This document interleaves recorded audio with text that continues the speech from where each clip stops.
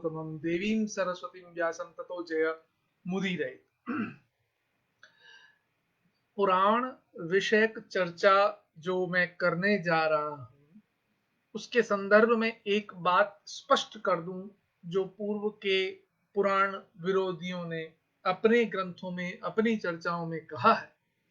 उनकी भाषा मान्य है। हमारे मन में किसी के प्रति दुराग्रह, द्वेष, ईर्ष्या, वैमनस्य, अपमानित करने का भाव कदापि नहीं है।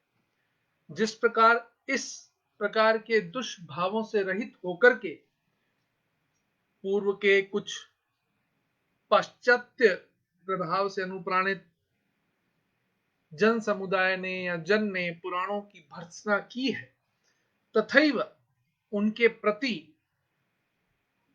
प्रतिकूल भाव से, ईर्ष्या, द्वेष, वैमनस्य आदि भावों से रहित मैं पुनः सनातन परंपरा में मूर्ति पूजा, प्रतिष्ठा और पुराण महिमा मंडन के संदर्भ में अपने विचार व्यक्त कर रहा हूं।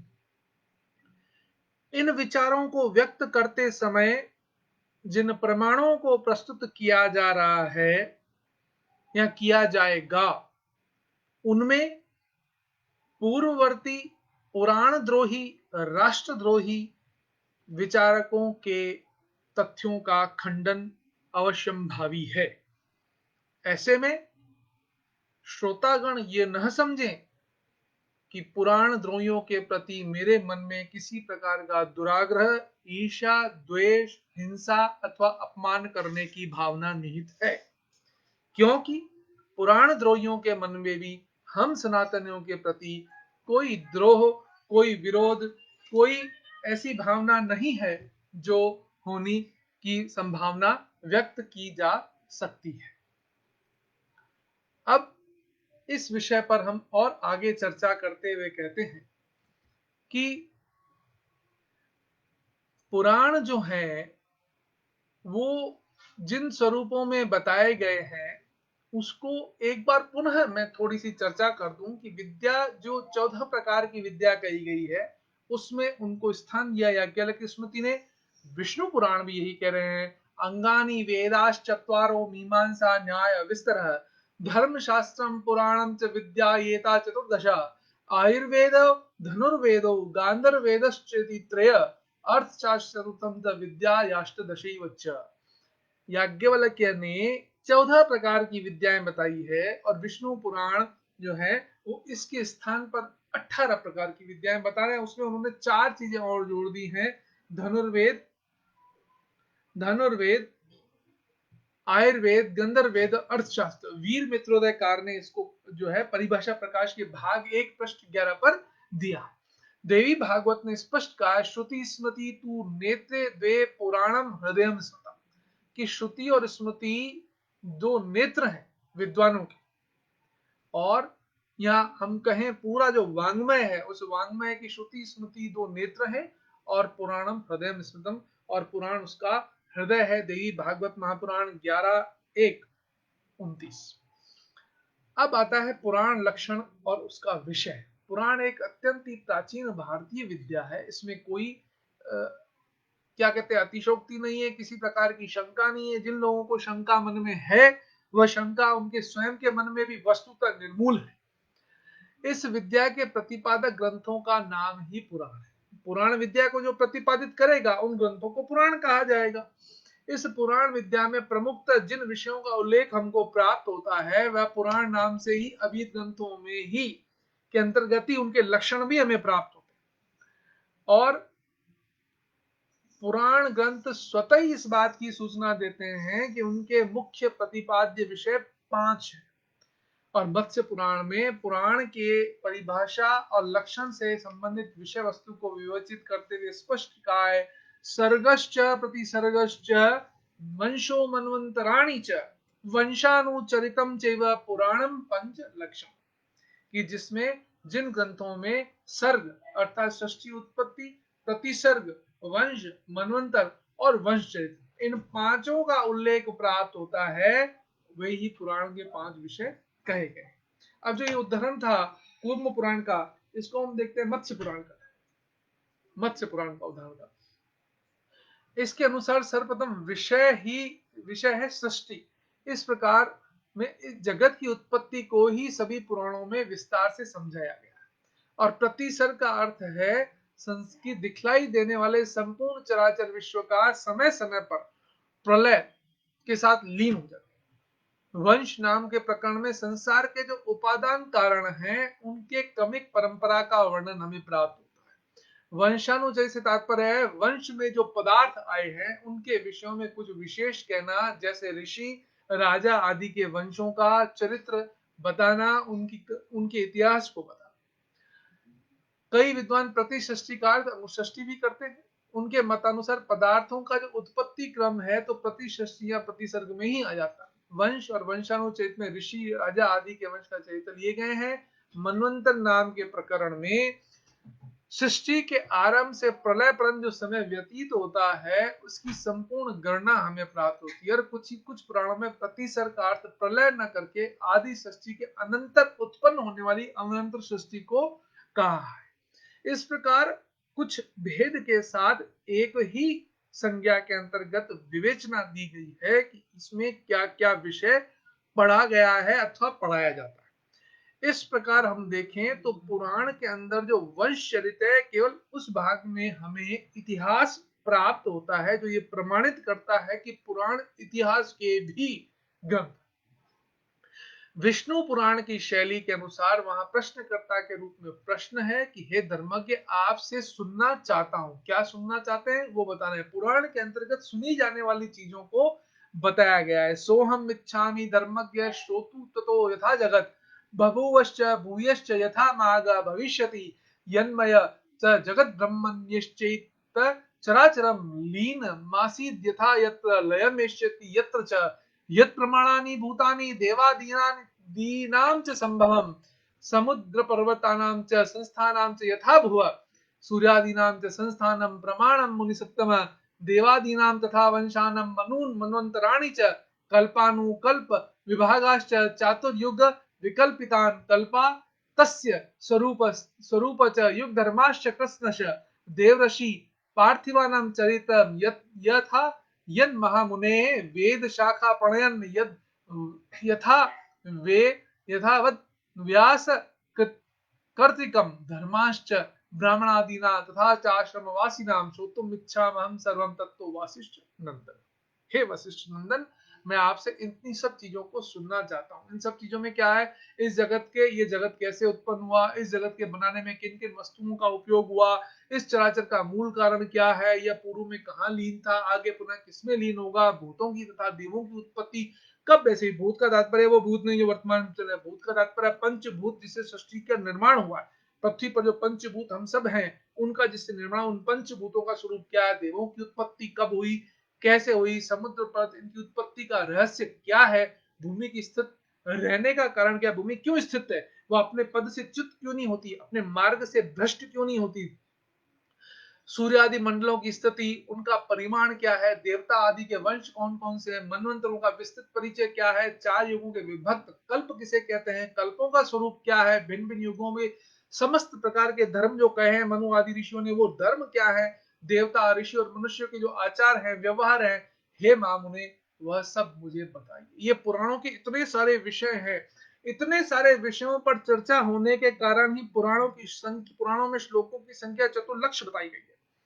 अब बताइए, इतने सारे विषयों की चर्चा जो पूर्णतः एक विज्ञान के स्वरूप में है, मूर्ख व्यक्ति होगा जो ये कहेगा कि पुराण कपोल कल्पना है। पुराण कपोल कल्पना कैसे हो सकती है जब उसके अंदर सृष्टि उत्पत्ति, मतलब आप सोचिए जिसके ऊपर आधुनिक विज्ञान पता नहीं कितने कितने रुपए, कितनी राशि व्यय करके विभिन्न प्रकार की दूरबीनें आकाश में स्थापित करके उनसे पूरे ब्रह्मांड की जानकारी लेना चाह रहा है। सृष्टि की उत्पत्ति के लिए हिग्स बोसोन कण की खोज करने के लिए 27 किलोमीटर लंबी एक परखंडी बनाकर उसमें कार्य किया गया। करोड़ों रुपयों का सभी देशों से बलात् फंड लेकर के, बलात् धन लेकर के, और उसका निर्माण किया गया केवल मात्र ये जानने के लिए सृष्टि का रहस्य क्या। उस सृष्टि के रहस्य को जिन पुराणों ने हमें बताया है वे गप हैं, कपोल कल्पनाएं हैं, पोप लीलाएं हैं। अरे ऐसे दुर्मति लोगों के लिए देवता निश्चित जानिए दंड देगा। उनको दंड मिलना है।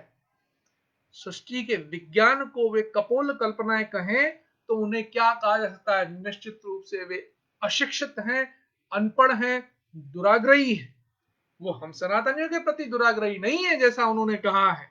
मैं भी कह रहा हूं मैं उनके प्रति दुराग्रही, मैं क्यों उनके प्रति दुराग्रही होऊंगा, परंतु मैं उनको चेतावनी दे रहा हूं कि वे देवताओं के द्वारा दंड प्राप्त करने के लिए अधिकारी हैं और देवता उन्हें दंड देंगे। पुनः हम इसके ऊपर चर्चा करेंगे, इनके विषयों के ऊपर। सर्ग क्या है?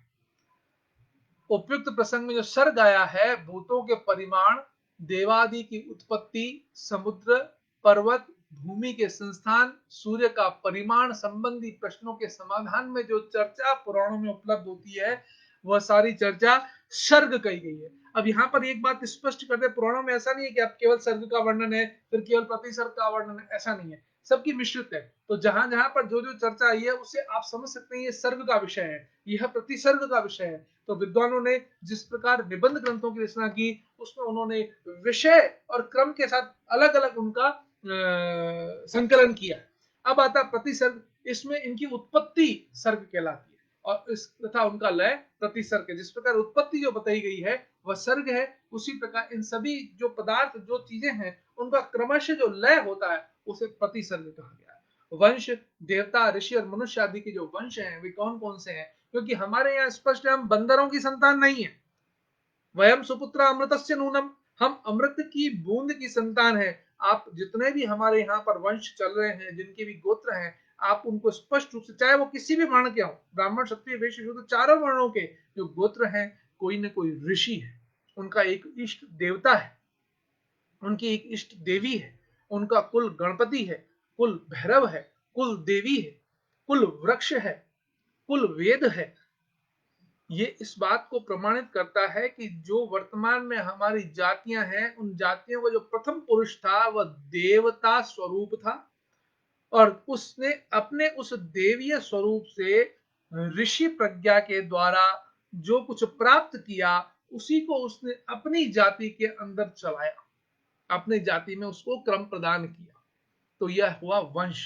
मनवंतर कि पुनः कल्प, उनके भेद, युगों के धर्म, मतलब प्रत्येक मनवंतर में कितने कल्प हैं, उनके युग कितने हैं, कितनी चतुर्युगियां हैं, युगों में भेद क्या है, युगों के वर्ष कितने हैं, उनकी संध्या, प्रत्येक वर्ष प्रत्येक युग के मध्य की संधि जो है वह कितने वर्ष की होती है, मनवंतरों की संधि है तो क्या हिसाब है, उन क्या विवरण है, हिसाब में क्या उनका उनकी क्या गणना है, उनके प्रत्येक मनवंतर के जो चतुर्युगी आती है उन चतुर्युगों के धर्म जो है वह उनका वर्णन हमें मनवंतर में मिलता है। अब आता है वंशानुचरित, देवता, ऋषि और मनुष्य आदि के चरित्र और वेद की शाखाओं का जो विभागीकरण किया गया है उसे वंशानुचरित कहा गया है।